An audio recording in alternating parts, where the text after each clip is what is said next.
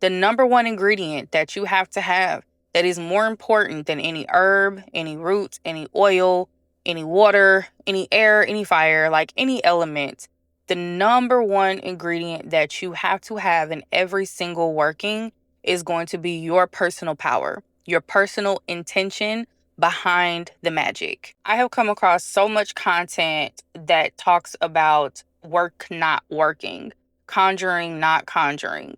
I tried this spell and it didn't work. I tried this route and, nothing happened. I tried this money spell and I never received any money. And sometimes it's fear. And I did do an episode previously where we talked about fear and what we can do to get ourselves out of that as we are practicing. But another aspect to this that is sometimes overlooked is your own intention, your own personal power.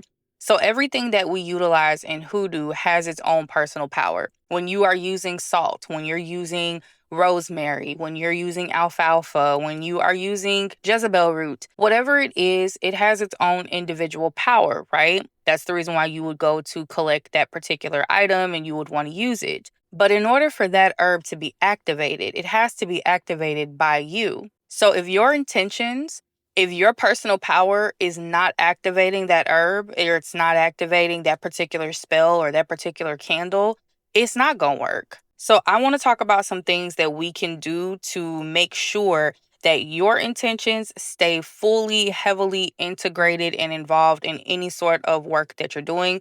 Because honestly, the real root is you. The real conjure, the real power is you. In my opinion, all of the other things that we use, the candles, the herbs, the roots, all of that, yes, it holds its own personal power, but I honestly believe that the reason why we use it is just to help amplify our own personal power. When you get to a space of alchemy where you are able to conjure simply through your thoughts and simply through your words, you will probably find yourself using a lot less roots, a lot less herbs, unless you just like to, unless it's something that's just genuinely enjoyable, to you, then you may continue to still use it.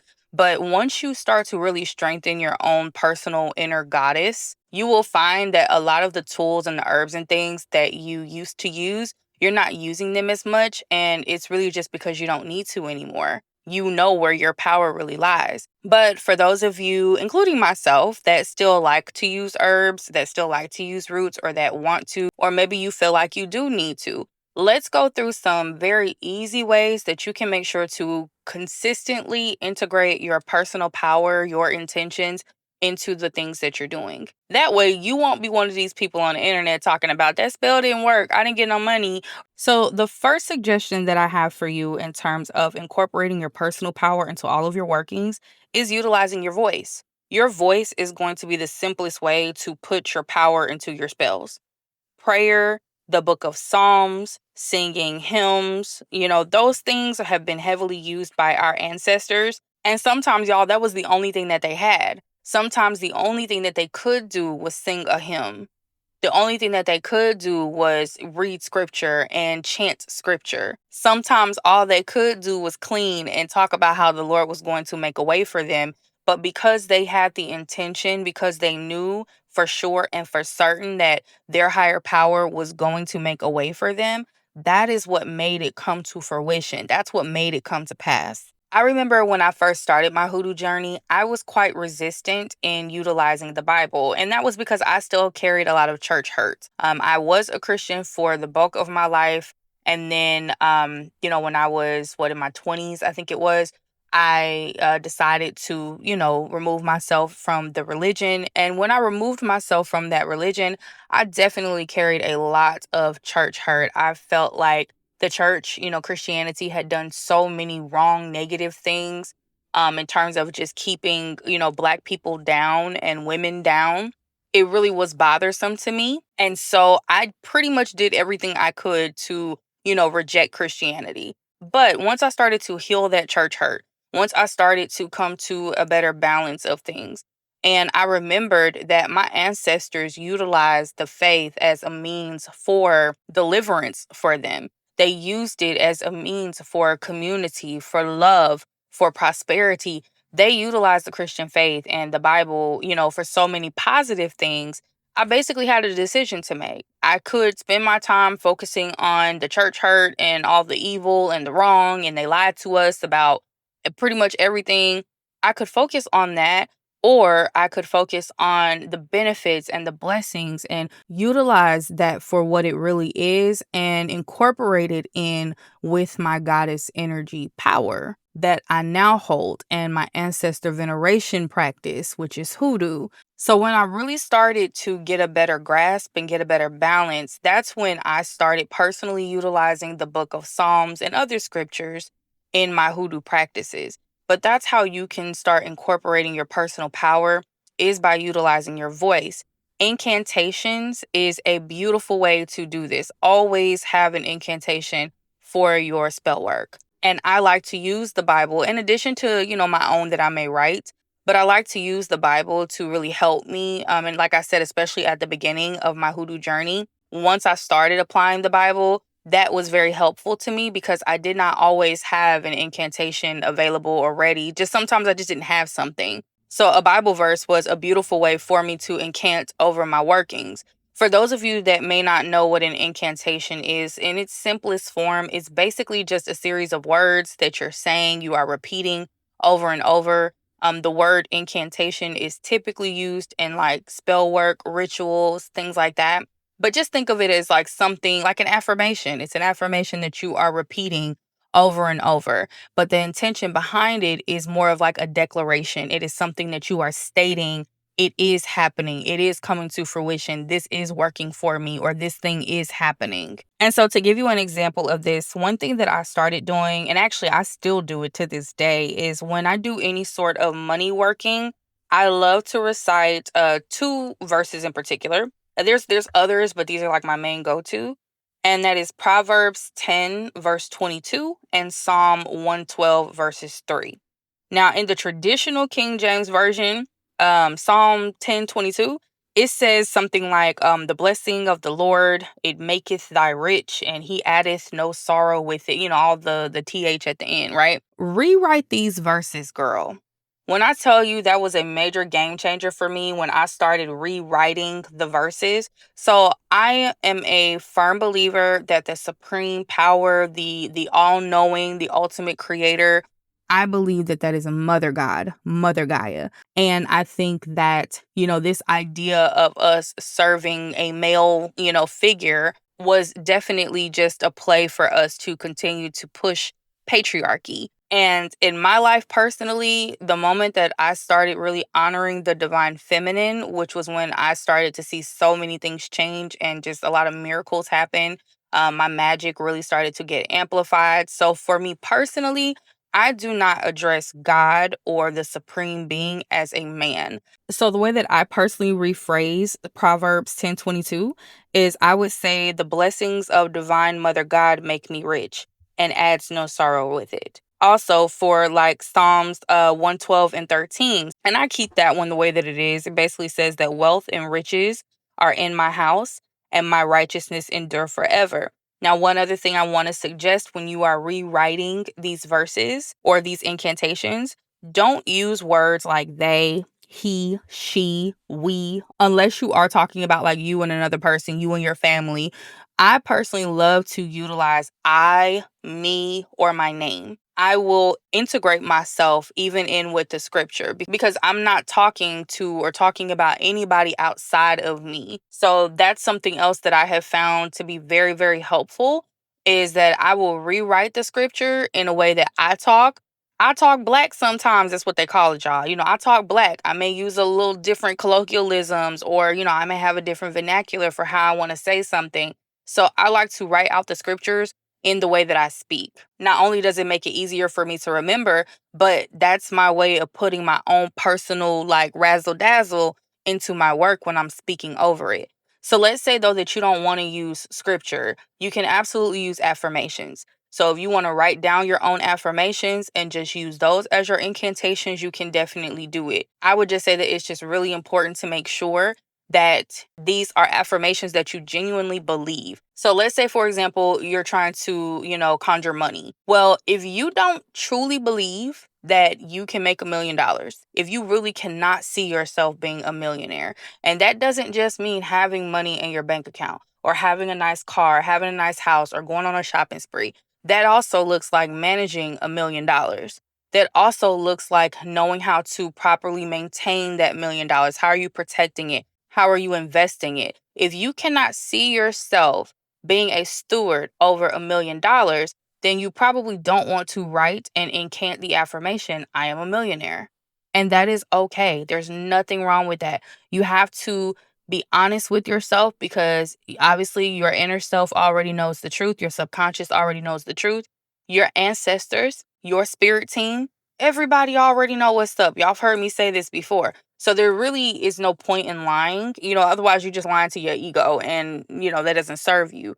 So when you are writing out your affirmations, make sure that you are writing them out in a way that is truly believable to your core. So as you are saying those incantations, you feel it. You feel it in your gut. You feel it in your bones. Your skin like has that, how whenever something is just so exciting to you and it feels so good, it almost kind of like you can feel it on your skin. Almost like that's the way that you want to feel. That's the type of energy you want to have when you are incanting over any of the workings that you're doing. The other way that you can utilize your voice and your spell work is by being very clear about what each tool is and what it is that you're using it for. So, all of the things that we, utilize, like I said earlier, they hold their own power. So, like rosemary, for example, rosemary is heavily used for protection work, but it's also used in anything that you want to grow or to amplify. Some people use rosemary for money magic. So, it's really important that you do research on what the actual things are used for. And then I want you to utilize your voice. That means actually speak to your herb to call that energy forth. So let's say that I'm doing like a protection spell over myself, okay? And it doesn't matter if I'm using rosemary leaves, rosemary water, rosemary oil, like I can use the stem. It doesn't matter what aspect of the rosemary I'm using, but let's just say that I choose to use rosemary. What I'm going to do is I would say something along the lines of, Rosemary, Rosemary, I need you to come out. I need you to come do your magic for me. Your protection, your power, that is consuming every aspect of my life. Like from the top of my head to the sole of my feet, every single hair on my beautiful ass head is protected. Every cell within me is protected by your power.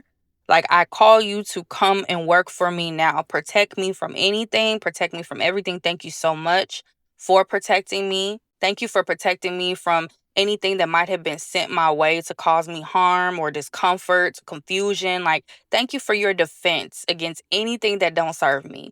Thank you for just warming me up with your safety and your security. Like, y'all, I go in. When I talk to my herbs, I'm talking to my herbs, and I'm just, whatever comes out, whatever feeling it is that I'm having in that moment, that is what I am saying to my herbs. Y'all, one thing that I found to be so beautiful is when I'm talking to my protection herbs, I like to talk to my protection herbs like it's like this fine ass strong black man that's like put on this planet to protect me. And I just be like, listen, Zaddy, like, thank you. Thank you for keeping me safe. Like, thank you. You know what I mean? I like to talk to my protection herbs like that. You got to do what works for you, but that is how I invoke and how I kind of put my power into, my protection spells. But you want to make sure that you know what every herb is that you're using, why you're using it, like what is your intention. And then you want to talk to them individually. So even if you are mixing herbs, if you're utilizing many things, let's say, you want to still talk to each one of them individual. Tell them to come forward. Tell that energy to come out.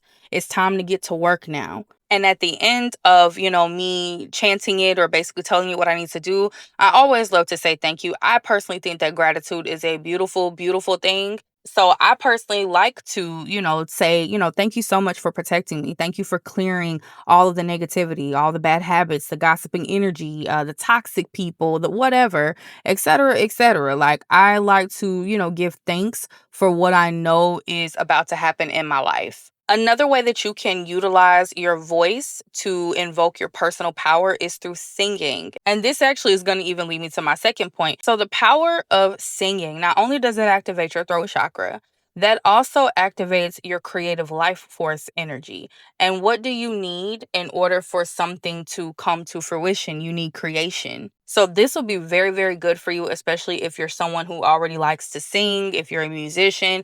Like, start singing over your spell work. I am no Beyonce. Hell, I'm not even a Milli Vanilli. Like, I'm just not. But I will tell you, I will do wop pop pop 1 2 1 2. I will do that over my spell work all day, any day. And I have found that to be very, very successful for me, especially with like particular things. So when I'm doing things like conjuring money, if I'm doing any sort of like peace, clarity, sort of work, if I am doing any sort of self-love, glamour magic, that's where I'm really going to utilize singing. I personally like to sing affirmations. There is a channel on YouTube. It goes by Cutie Meditations. Y'all, when I tell you that whole channel is a vibe. So it's basically affirmations that is like turned into music, and I absolutely love them. It has all different type of genres. I like, hip hop, R&B, that type of vibe. It has reggae, Afro beats. Like, it is a total vibe. So if you are not someone that, maybe you don't feel like you're that creative to create your own affirmations or your own music, and they use AI, let me just throw that out there. This is how you can use AI to assist you in your hoodoo, is by doing things like taking your affirmations, getting one of those AI apps and telling them to put that to some music, put that to some Afro beats or to some hip hop. And then you can start utilizing that. I've done that many times over, and that was a straight vibe. But you can start singing those things or letting that music play in the background for you while you are, doing your spell work. I do personally believe that it's better for you to use your own words, your own affirmations, things like that. I think that that allows you to really, just integrate yourself and your intentions into your workings. But if you're somebody that feels like, hey, I don't do that, or I'm not that creative, then absolutely, utilize music. Just make sure that the lyrics are in alignment for what it is that you are actually conjuring. So I'm going to make sure to leave Cutie Meditations. I'm going to leave it in the description box below. There's one in particular that I've really been vibing to lately. It is for leveling up, and it has actually really done some beautiful, like, it has assisted me. I'm just going to say that. Like, the music is a whole vibe, so check that out. Anyway, back to your gifts. So let's think of some areas that you are just naturally talented in. So if you love to draw, for example, let's say that you're a really good, artist in that way. My suggestion is to start drawing your own sigils. Just start getting creative and drawing your own sigils and putting your intention behind what that sigil is. You create it the way that feels good to you, however your hand moves. That can be the creation of your sigil. You can decide what that sigil represents, and that's something that you can choose to put on any candle that you're doing, any petition that you're doing. Draw it into your herbs, however you want to apply it. That's something that you can do that will, allow you to incorporate your intentions and your personal power. If writing, let's say that writing is something you're naturally good at, then obviously your affirmations are going to be a powerful, tool for you. Writing petitions. I love to write. I love, love, love to write. I'm very good at it. And because I am so good at that, I realize that that's a part of why petitions work so well for me. I go to petitions probably, I'm going to say like 75% of my work is probably in petition writing. And it's because it hits. It just hits, it hits, y'all, every time. But it is because that's just something that I'm naturally gifted in. I'm an excellent writer. So you just have to find out where your level of excellence, where your level of genius lies in terms of your talent. Let's say that you're a good cook. If you are a good cook working with herbs, that's probably going to be very easy for you. That's probably going to be easy because you already know how to whip up some stuff anyway. So it would only be natural for you to be able to invoke the energy of the herbs that you're working with, especially when you have a love for it. That's what's really important, y'all. You have to have a love for whatever this thing is. You can be talented in something, because I also tell you this, I'm very analytical. The career that I had in corporate America, it required me to be all numbers, all spreadsheets, all data, and I was very good at it, but I hated it. I absolutely hated it. So that's not something that I would turn around and be like, let me try to use in my magic, So make sure whatever it is that you are using, whatever talents rather it is that you're using, make sure that it's something that you will actually really genuinely enjoy and love doing. So it could be something like cooking. If you are like a DIYer, if you love arts and crafts and things like that, you might really do well with candle magic, because that is all about dressing that candle and giving it that, beauty. And I actually want to throw this in here real quick. Now that I'm sitting here thinking about it, I'm going to deviate just a little bit. I recently came across a post on TikTok, actually, that was talking about how some people are, just performing an arts and crafts project, and they aren't really conjuring. They aren't really doing spell work, because all the herbs, the oils, the glitter, the popsicle sticks, like they're doing all this stuff. And, the individual is basically saying that you're not really, doing any real root work or any spell work. You're just playing, with arts and crafts. That rubbed me so wrong, y'all. And I want to say that the reason why it rubbed me wrong is because I think that we forget that hoodoo is a practice that has spanned across various regions within the United States, and it has also spanned across various generations. Hoodoo is not going to look the same to everyone. Geechee hoodoo is not going to look the same as, North Carolina hoodoo, which is not going to look the same as Alabama or Tennessee or St. Louis hoodoo. Everybody is going to have their different hoodoo. I'm talking about real hoodoo. I'm not talking about, hoodoo delish. I'm talking about the real, this is in our bloodline type of hoodoo. It is still going to look very different. But if you do come across that, I just want to really encourage you, keep doing what works for you. Do what you were led to do. If you are led to put glitter in your candles because you love the way it makes you feel like it is invoking prosperity, it is invoking opulence and luxury. If that is something that makes your soul rise, baby, put as much glitter in that bitch as you want to, okay? As much glitter. And yes, some people will say, well, that's not traditional hoodoo. I understand that. I respect that. It has tradition, absolutely, and we need to honor and respect that. I also understand, though, that the spirit will come to us in many different phases and fashions. We also live in 2025, where we do have other things available to us that our ancestors didn't. So I personally don't see anything wrong with incorporating those two worlds, or even incorporating hoodoo with other elements of spirituality. So I just wanted to throw that in there because that is something that I understand can discourage people or make people feel like they're doing too much. If you are a natural arts and crafter, if that's something that you're just really gifted in and making things beautiful, make your root work, your spell work, make it beautiful. Make your hoodoo as beautiful as you want it to be. That's going to be you putting your personal power into your work, which is going to make it work for you. The last one that I want to leave you with that I actually think is a little bit underrated is to make your spell work an event. Like, make your hoodoo an event. That is also going to help you. And the reason why that's going to help you is because it's going to build up your confidence. Confidence is something that is very important when you are doing any sort of like self-mastery magic. And that's what I honestly believe that, hoodoo is a form of. Hoodoo allows you to see the God within you. It allows you to see the beauty and the God in other elements and herbs. So for example, when I am doing any sort of like glamour magic, y'all, I do the most.